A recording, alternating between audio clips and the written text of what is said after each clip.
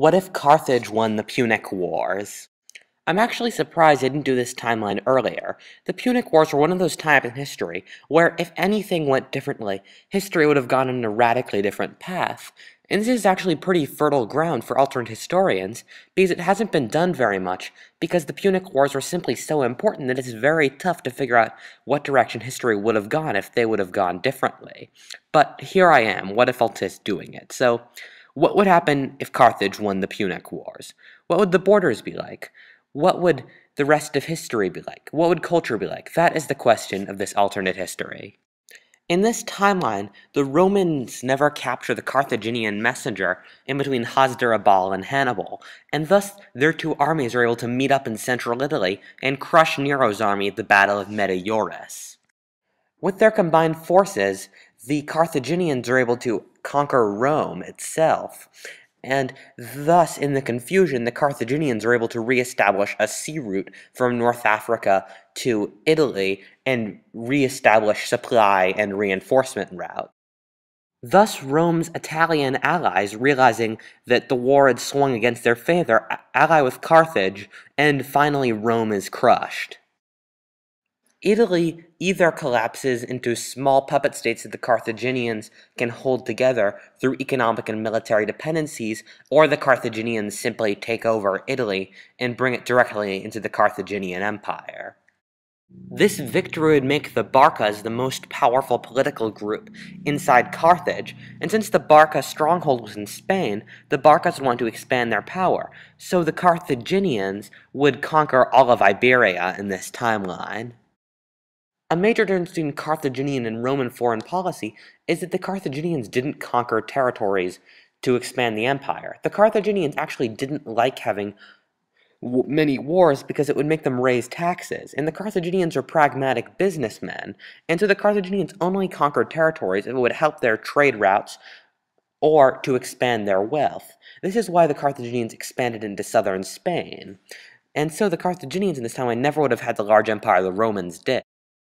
In our timeline, the conquest of Gaul and Britannia by the Romans was undergone by politicians who wanted to show how amazing they were, but the Carthaginians, with different priorities, would likely have never had the same conquest of Gaul and Britannia that the Romans did, and these areas would remain independent and Celtic. Germanic invaders would still attack England like in our timeline, but without the collapse of the Romano-British government, there never would have been the power vacuum the Anglo-Saxons could have made a long-term stay in, and so they likely would have been assimilated, similarly to how the Vikings were assimilated in Scotland and Ireland, and how the Anglo-Saxons were assimilated in lowland Scotland, and to this day, Britain would remain Celtic. Gaul is a little more of a mixed bag with the Germanic invaders. Before the Roman conquest of Gaul, the Germans were steadily pressing west into Gaul, and actually when Caesar invaded, one of his excuses was to protect the Gauls from the Germans, because the Germans had just made a large offensive into Gaul and had pushed deep into Gaul. And so in our timeline, this movement likely would have kept happening. In this timeline, West Gaul likely would have remained Celtic, while East Gaul likely would have become Germanic. Before the Punic Wars, the Carthaginians had fought hundreds of years of bloody wars with the Greeks, which came to nothing, so we can assume in this timeline the Carthaginians never would have conquered Greece in this timeline. In this timeline, without the Romans to counterbalance them in the Eastern Mediterranean, the Parthians would have conquered the entire Seleucid Empire, putting them on the borders with the Mediterranean, and they would have conquered more of Anatolia, and perhaps even Egypt. The Persians probably wouldn't have conquered all of Anatolia, because the Hellenized states of West Anatolia and the Greeks from Europe would likely be fearful of another Persian attack on Greece and would ally to prevent the Persians from conquering all of Anatolia. People often forget how close the Roman Empire was to being seriously mauled around 100 BC. At that time, Germanic tribes called the Cimbri and the Teutones from Germany and, before that, Scandinavia were migrating south, and they had hit up with the Roman Empire, and it was only the brave leadership of Marius and the skill of the Roman legions that prevented them from sacking Rome itself. But with the Carthaginians likely not having a leader as skilled as Marius and not being as invested in Italy as the Romans were, the Cimbri and the Teutones likely would have conquered much of northern and central Italy. But, like the Lombards in our timeline, the Cimbri and the Teutones over time would likely be assimilated into Italian culture. In this timeline, with the Parthians controlling Jerusalem, Jesus Christ would have been born and lived in the Parthian Empire. Thus St. Paul, wanting to spread Christianity to the most converts, would not have gone to Rome in this timeline, but he would have gone to Pasargadae and Ctesiphon, and so in this timeline Christianity would have spread throughout the Middle East instead of the Roman Empire. In the end, thus, Christianity likely would have become one of those Middle Eastern religions that existed before the rise of Islam that in the end made very little historical effect. In my What If Christianity Never Existed timeline, I said that if Christianity never existed, neither would Islam, because Islam is based off Christianity somewhat. But in this timeline, Islam would still exist, because Christianity would still exist in the Middle East.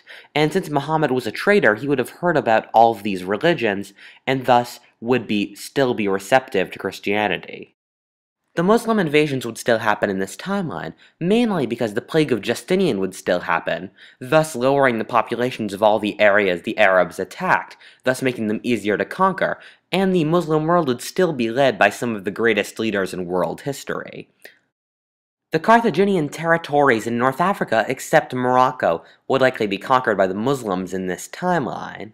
In our timeline, the Muslim conquest of Spain was a fluke. The army that took over Spain was only meant to be a raiding party, and just because the Visigothic monarchy was so messed up, were the Muslims able to conquer the nation. So in this timeline, without likely the same scenario going on, the Muslims never would have conquered Spain, and since Morocco is cut off from the rest of North Africa by mountains, we can assume that it would have remained under Carthaginian civilization as well.